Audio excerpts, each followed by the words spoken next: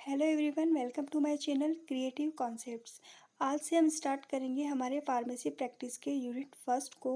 Unit first का पहला chapter है या कहें पहला टॉपिक है हॉस्पिटल एंड इट्स ऑर्गेनाइजेशन। तो इस टॉपिक को और इस चैप्टर को हमने टू पार्ट में डिवाइड किया है, part one and part two. Part one के अंदर हम पढ़ेंगे उसके डेफिनेशंस, उसके फंक्शंस एंड उसके क्लासिफिकेशन के बारे में। एंड पार्ट टू में हम हॉस्पिटल के ऑर्गेनाइजेशन एंड स्ट्रक्चर के बारे में पढ़ेंगे एंड हॉस्पिटल में जो मेडिकल स्टाफ होता है उसके इन्वॉल्वमेंट के बारे में पढ़ेंगे, उनके इम्पोर्टेंस के बारे में पढ़ेंगे। तो इस चैप्टर को हमने टू पार्ट में डिवाइड किया, part one and part two. आज हम स्टार्ट करने वाले हैं पार्ट वन के बारे में। तो सबसे पहले हम हॉस्पिटल की डेफिनेशन से स्टार्ट करते हैं। So definition is that according to WHO expert committee in 1963, a hospital is a residential establishment which provides short-term and long-term medical care consisting of observational, diagnostic, therapeutic and rehabilitative services for persons suffering or suspected to be suffering from a disease or injury, and for participants it may or may not be also provide services for ambulatory patients or an outpatient basis। ठीक है, WHO क्या कहता है?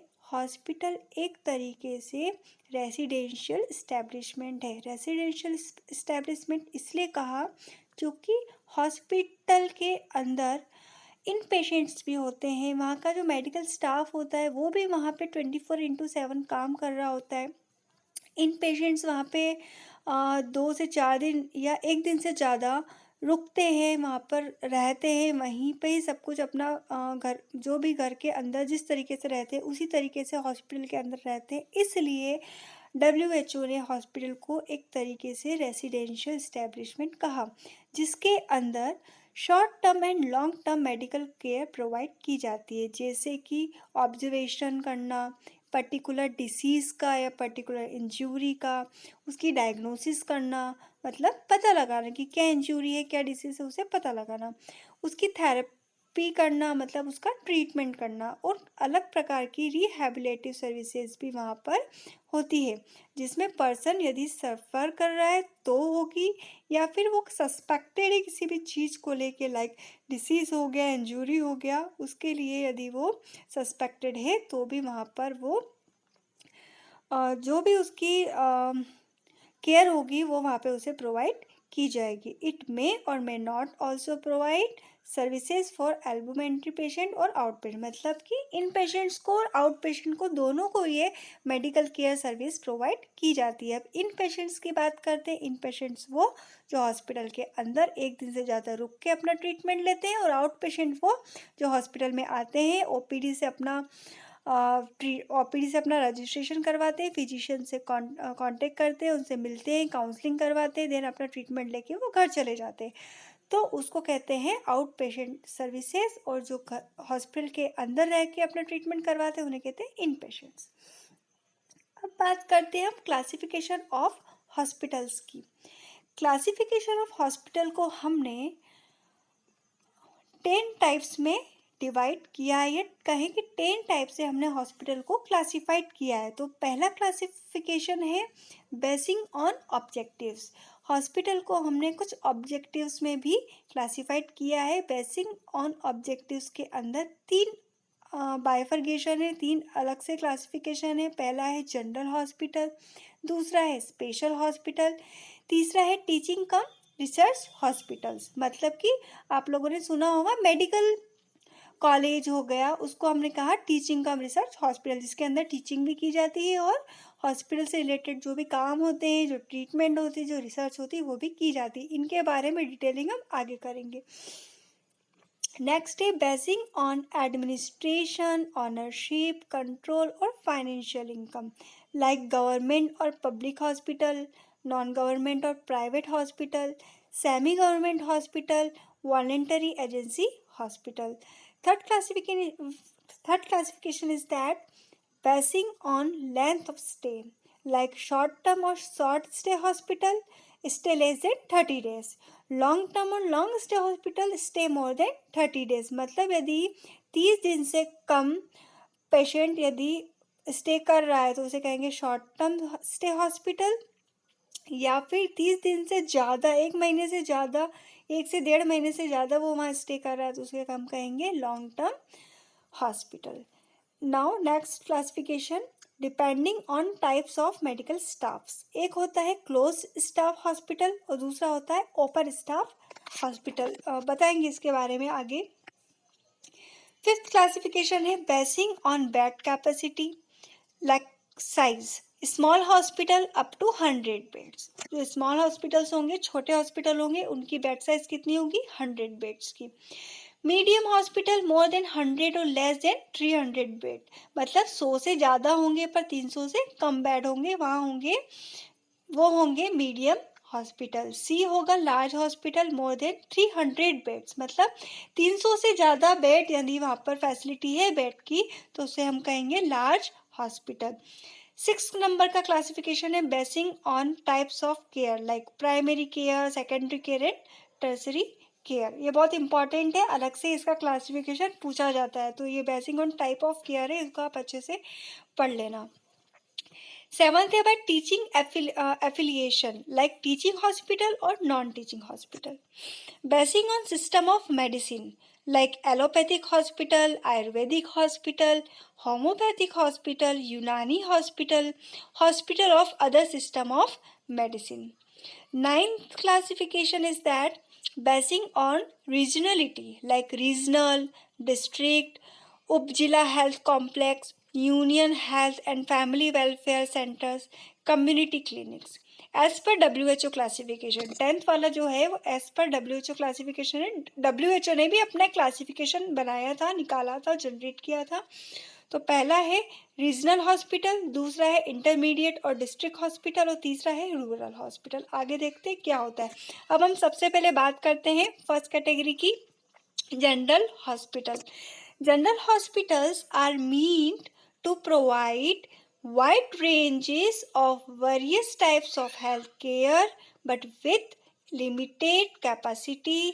They care for patients with various disease condition or both sexes of all ages, medical, surgery, pediatrics, obstetrics, eye, ear and etc. Usually general hospitals are devoid of super specialist medical care. ठीक है, general hospital वो hospital होते हैं जिसके अंदर सभी type का treatment होता है, सभी एज ग्रुप का होता है, सभी टाइप की सर्जरी भी हो जाती है वहाँ पे, बच्चों से लेके बूढ़ों तक, नाक, कान, गला, हर टाइप की जो सर्जरी होती है, हर टाइप का जो ट्रीटमेंट होता है वो जनरल हॉस्पिटल के अंदर होता है. ठीक है, लाइक फॉर एग्जांपल हम बात करें हमारे उज्जैन जंक्शन में, उज्जैन में जैसे चैरिटेबल हॉस्पिटल हो गया. ठीक है, तो वो हो गया हमारा general hospital. RD Gardi medical college, it's a general hospital जहाँ पे सभी टाइप का ट्रीटमेंट हो रहा है, वो होता है जनरल हॉस्पिटल. अब बात करते हैं हम स्पेशल हॉस्पिटल्स की. They limit their service to a particular condition, orthopaedics, maternity, paediatrics, geriatrics, oncology etcetera. नाम से समझ में आ रहा है स्पेशल हॉस्पिटल्स मतलब पर्टिकुलर डिसीज के ट्रीटमेंट के लिए जो हॉस्पिटल होता है, जैसे कार्डियक हॉस्पिटल्स होते हैं. ठीक है, CHL है कार्डियक का है. ठीक है, पुष्पा मिशन हॉस्पिटल मैटरनिटी के लिए है. तो पर्टिकुलर कंडीशन के लिए, maternity is a condition, particular condition के लिए, पर्टिकुलर डिसीज के लिए जो हॉस्पिटल्स बनाए जाते हैं उसे कहते हैं हम special hospital. Third one is that teaching cum research hospital like college is attached for medical, nursing, dental, pharmacy education. Main objective is to provide medical care, teaching and research is secondary. ठीक है, teaching कम research hospital मतलब ऐसा hospital जिसके अंदर college भी attached है, जहाँ पर स्टूडेंट्स, मेडिकल स्टूडेंट्स आके ट्रीटमेंट भी कर रहे हैं, साथ के साथ वहाँ पर पढ़ाई भी कर रहे हैं, तो उसको कहेंगे हम teaching come research hospital. But इसका मेन ऑब्जेक्टिव क्या होता है, हमें पेशेंट की केयर करना है। टीचिंग और रिसर्च जो होता है वो सेकेंडरी होता है, बट उसकी फर्स्ट प्रायोरिटी होती है मेडिकल केयर। जो पेशेंट वहाँ आया है उसकी मेडिकल केयर करना is a first priority, and second priority is that teaching and research. Now, governmental or public hospitals, they are owned, administered, and controlled by the government. They provide free care for patients. The governmental hospitals are owned by the Ministry of Health, the university, and others. A public hospital or government hospital is a hospital which is owned by a government and receives government fundings. In some countries, this types of hospital provides medical care free of charge, the cost of which is covered by government reimbursement. In Australia, public hospitals are operated and funded by each individual state health department, and federal government also contributes funding. ठीक है, government hospital कहें या public hospital कहें, जिसे हम city hospital कहते हैं या जिला चिकित्सालय बोल सकते हैं, है ना, यदि जिले में है तो जिला चिकित्सालय बोल सकते हैं। चरक भवन जो हमारे उज्जैन में है, तो वो होंगे गवर्नमेंट हॉस्पिटल, जो खुद गवर्नमेंट एडमिनिस्ट्रेशन जो भी होता है गवर्नमेंट का, वो खुद उसे रन करती है, उसे कंट्रोल करती है, और उसका जो भी कॉस्ट होता है, ट्रीटमेंट का कॉस्ट होता है, वो फ्री होता है। किसी भी प्रकार का कॉस्ट, चाहे वो सर्जरी का हो, चाहे वो मेडिसिन का हो, चाहे वो काउंसलिंग का हो, किसी भी चीज़ का जो भी चार्ज होता है वो गवर्नमेंट पे करती है। पेशेंट से किसी भी प्रकार का चार्जेस वहाँ नहीं लिया जाता। जो गवर्नमेंट हॉस्पिटल्स होते हैं वो द मिनिस्ट्री ऑफ हेल्थ या फिर कोई गवर्नमेंट यूनिवर्सिटी या फिर अदर जो भी गवर्नमेंट है वो उसे रन करवाती है। ठीक है। Then private hospital, privately owned or controlled by an individual or group of physicians or citizens, or by private organization. For example, square hospitals purpose is to provide services for profit making. Private hospital है तो उसकी services जो होगी, जो भी वो services provide करेगा उसका एक पर्पस होगा प्रॉफिट मेक करना। मतलब पेशेंट से हमें किस प्रकार से प्रॉफिट कमाना है वो होगा प्राइवेट हॉस्पिटल के अंदर। और वो कौन प्राइवेट हॉस्पिटल को लॉन्च करेगा, कौन ऑन करेगा, जो भी ग्रुप ऑफ फिजिशियंस हैं, अलग अलग डॉक्टर्स हैं, उन्होंने अपना एक ग्रुप बना लिया और खुद का एक हॉस्पिटल खोल लिया ताकि वो कहीं ना कहीं से अपना प्रॉफिट कमा सके। ठीक है। प्राइवेट ऑर्गेनाइजेशन को चलाते हैं, सिटीजन्स चलाते हैं, और ग्रुप ऑफ फिजिशियन एक प्राइवेट हॉस्पिटल को कंट्रोल करता है और ऑन करता है। फॉर एग्जांपल यहाँ पे स्क्वायर हॉस्पिटल दिया है, हम बात करें हमारे उज्जैन में संजीवनी हॉस्पिटल हो गया, ठीक है, पाटीदार हॉस्पिटल हो गया। It is a private hospital जो ग्रुप ऑफ फिजिशियन मिलके उसे चलाते हैं, या पर्टिकुलर जो बिजनेसमैन होता है वो हॉस्पिटल को रन करता है। ठीक है, तो उसे कहते हैं हम प्राइवेट हॉस्पिटल्स। देन है semi government hospitals, hospitals run both by the government and private entity. For example can't board hospital. Semi government hospitals वो होते हैं जो गवर्नमेंट एंड प्राइवेट मिल के आपस में मिल के कोलैबोरेशन करके हॉस्पिटल को रन करती है। फॉर एग्जांपल जो ट्रस्ट वाले हॉस्पिटल्स होते हैं वो जैसे हम कहें आरडी गार्डी हॉस्पिटल हो गया, ये सेमी गवर्नमेंट है। जो ट्रस्ट जो हॉस्पिटल्स चलाती हैं जहाँ पर पेशेंट से चार्जेस तो लिए जाते हैं बट ना के बराबर लिए जाते हैं, बहुत कम चार्ज उनसे लिए जाते हैं, तो उसे कहते हैं हम semi government hospitals.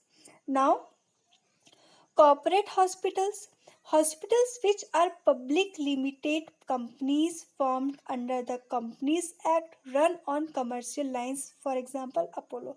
corporate hospital जिसे जो कंपनी होती है वो पर्टिकुलर अलग अलग स्टेट्स में या अलग अलग सिटीज़ में अपने हॉस्पिटल को रन करती है, उसे कहते हैं हम corporate hospitals. For example Apollo hospital, CHL Apollo, it's a run by a company. Apollo एक कंपनी है जो अपने हॉस्पिटल चलाती है। अपोलो में हॉस्पिटल्स भी होते हैं, उनके अलग अलग टाइप के भी ऑर्गेनाइजेशन है अपोलो के नाम से, तो it is a corporate hospital. voluntary agency hospital, not for profit hospitals by the voluntary organization. For example, hope foundation fistula hospital. एक कुछ एजेंसीज होती है, वॉलेंटरी एजेंसीज होती है जो हॉस्पिटल को रन करती है, एक वॉलेंटरी ऑर्गेनाइजेशन बनाती है जिसका पर्पस प्रॉफिट कमाना नहीं होता, केवल और केवल लोगों की केयर करना, मेडिकल केयर उन्हें प्रोवाइड करना, फ्री प्रोवाइड करना, या फिर फ्री नहीं तो बहुत ही कम चार्जेस पे उन्हें ट्रीटमेंट देना उनका मेन पर्पस होता है। For example hope foundation fistula hospital. अब हम बात करते हैं शॉर्ट टर्म और शॉर्ट स्टे हॉस्पिटल्स की। These are hospitals where over 90% of patients admitted stay less than 30 days. ऐसा हॉस्पिटल जहाँ पे 90% ऑफ पेशेंट एडमिट होते हैं और 30 दिन से कम टाइम के लिए वहाँ पर स्टे करते हैं, तो उसे कहते हैं हम शॉर्ट टर्म या short stay hospital. Then long term or long stay hospitals. These are hospitals where over 90% of all patients admitted stay 30 days or more. That is mental hospitals.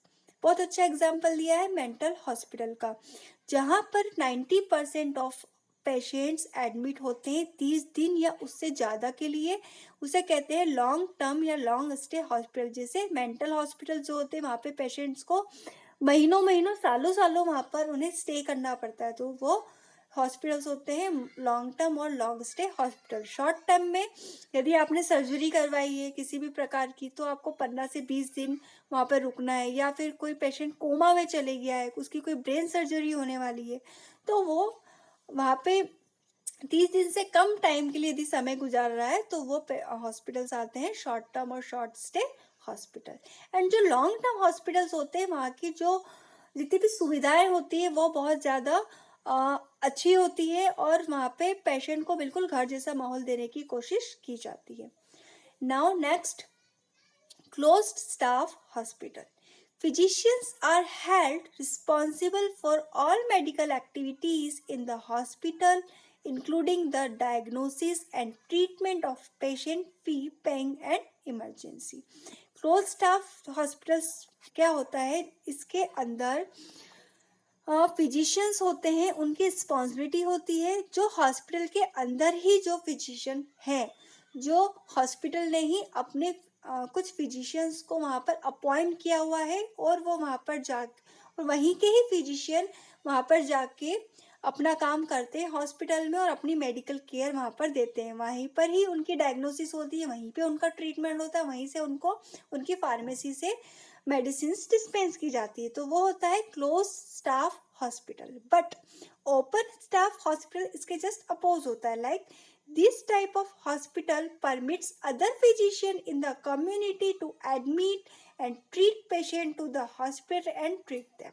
मतलब ओपन स्टाफ हॉस्पिटल ऐसा होता है, एक hospital होता है, इसके अंदर बाहर से भी कोई फिजिशियन आके पेशेंट को ट्रीट कर सकता है। जैसे कोई पेशेंट वहाँ पे बीमार है या उसके ट्रीटमेंट की रिक्वायरमेंट है, यदि उसने कहा कि मुझे इस डॉक्टर से या इस फिजिशियन से अपना ट्रीटमेंट करवाना है इसी हॉस्पिटल के अंदर, इसी हॉस्पिटल की सुविधाओं को लेते हुए मुझे एक्स फिजिशियन से अपना ट्रीटमेंट करवाना है, तो वो वहाँ पे उस फिजिशियन से ट्रीटमेंट करवा सकता है, तो उसे कहेंगे हम open staff hospital. Now open staff hospital के अंदर हम देखते हैं open medical staff, which means वही जो मैंने आपको बताया, which means any physician can request to practise at the facility regardless of their hospital affiliation. Closed staff hospital, a closed staff hospital system is one in which all doctors are on staff and also doctors are not on staff may not have access or privileges at said hospitals. Now, very important, according to level of care. 3 level पढ़े थे हमने इस classification के अंदर, primary care, secondary care and tertiary care hospital. तो हम सबसे पहले बात करेंगे प्राइमरी केयर हॉस्पिटल्स की। Primary care is the day to day health care given by a health care provider. Typically, these providers acts as the first contact and the principal point of continuing care for patients within a healthcare system, and coordinates other specialist care that the patient may need, provides mostly basic health care. It is generally regarded as the gateway to receiving more specialist care. For example उपजिला health complex. ठीक है, primary care hospitals क्या होते हैं? उपजिला, जैसे for example उपजिला health complex मतलब छोटे से एक छोटे छोटे हॉस्पिटल्स होते हैं जिसमें प्राइमरी ट्रीटमेंट दिया जाता है. Day to day health care वहाँ पर देखी जाती है, पेशेंट की हेल्थ केयर की जाती है डे टू डे लाइफ की. और प्राइमरी केयर जितने भी होते हैं वो हेल्थ केयर प्रोवाइडर के द्वारा वहाँ पर दिए जाते हैं. फॉर एग्जाम्पल उपजिला health complex. Secondary health care. In Bangladesh, this level of services are provided in district hospital. ठीक है, this is the first level of referral services, and more complicated services are dealt with, which is beyond the scope and capacity of the primary level. This level assigned to provide some specialist services, particular internal medicine, general surgery, obstetrics and gynecology and pediatrics. ठीक है, these are usually 50 to 200 bedded hospital. Secondary health care जो होती है, जो secondary health care hospitals होते हैं, इसके अंदर 50 से 200 बेडेड कैपेसिटी होती है. इसके अंदर इंटरनल मेडिसिन का ट्रीटमेंट कर सकते के साथ ट्रीटमेंट कर सकते हैं. जनरल सर्जरी वहाँ हो सकती है, लाइक आपको कुछ डेंटल सर्जरी करवानी है, या फिर गायनोकोलॉजिस्ट वहाँ पर होते हैं. जो यदि मैटर्निटी वाली बात आती है, यदि किसी का डिलीवरी करवाना है, सी सेक्शन करवाना है, पीडियाट्रिक्स कोई छोटी सी सर्जरी, तो वो हम सेकेंडरी हेल्थ केयर सेंटर्स में देख सकते हैं. अब बात करते हैं टर्सरी लेवल की. This level deals with highly specialized services provided at regional or central level of hospitals. आप ध्यान रखिएगा, प्राइमरी लेवल में हम बात कर रहे थे उपजिला हेल्थ कॉम्प्लेक्स की. सेकेंडरी में हम बात कर रहे थे डिस्ट्रिक्ट हॉस्पिटल्स की.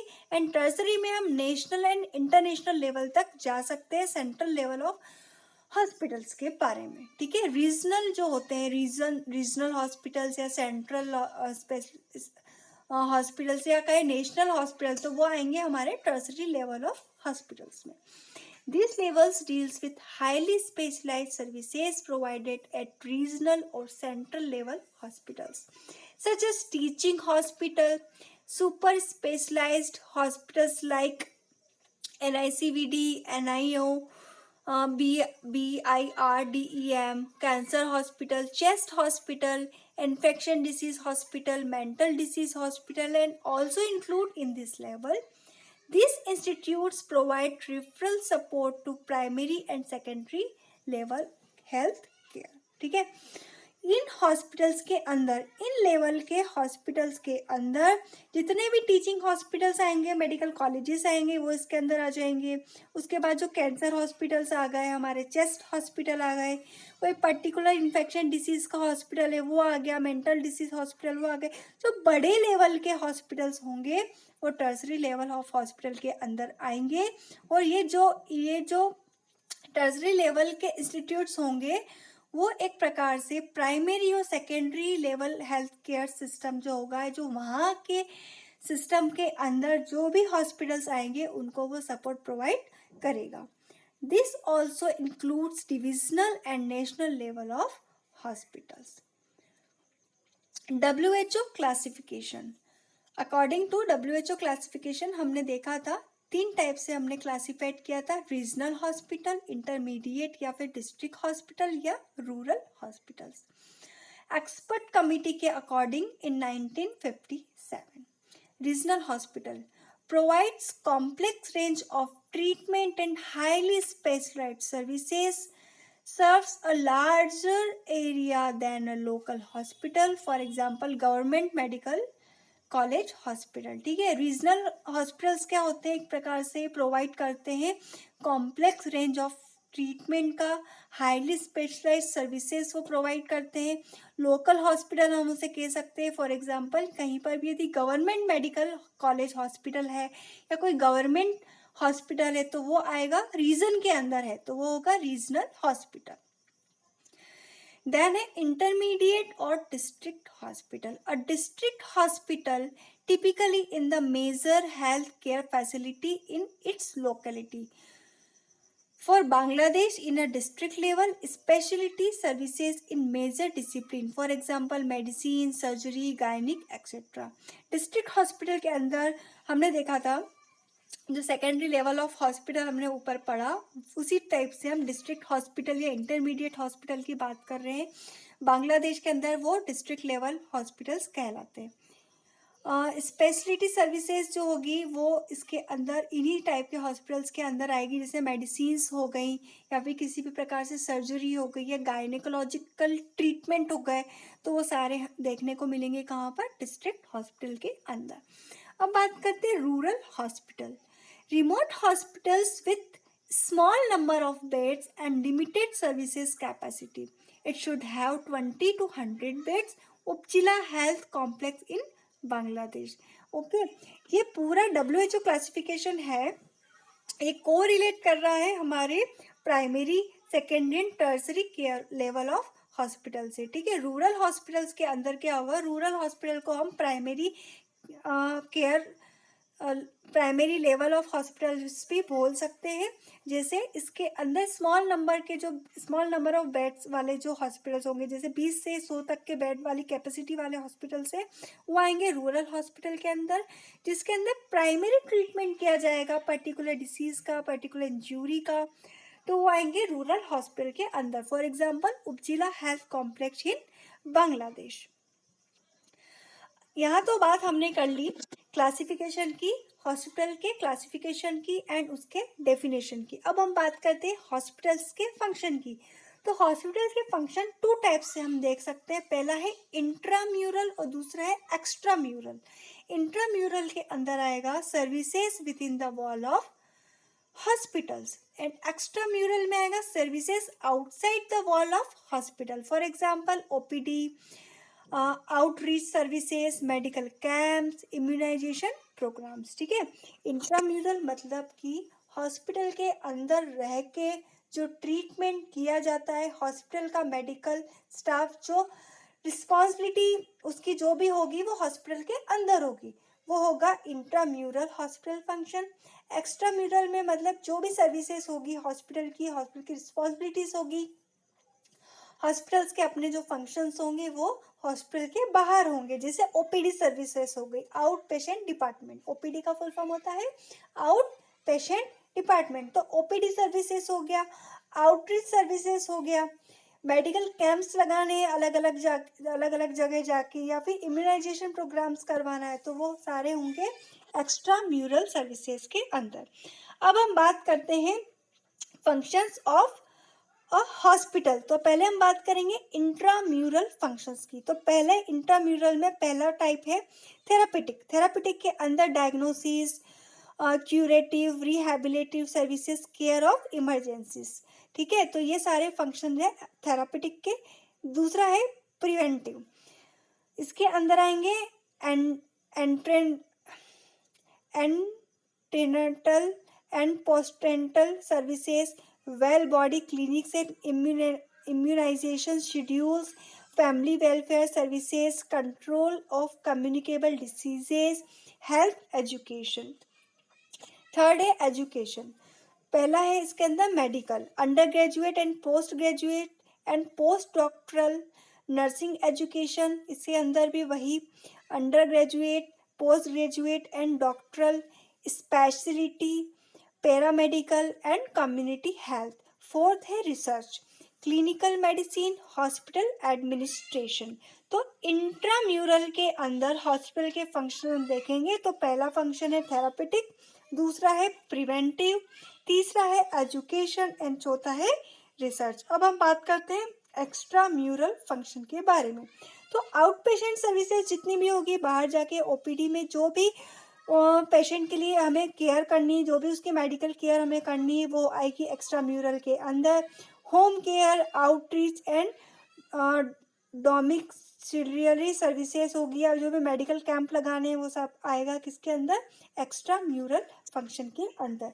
तो आज हमने बात करी कि हॉस्पिटल की डेफिनेशन क्या होती है, उसके क्लासिफिकेशन क्या होते हैं एंड उसके फंक्शंस क्या होते हैं। आई होप आपको लेक्चर समझ में आया होगा।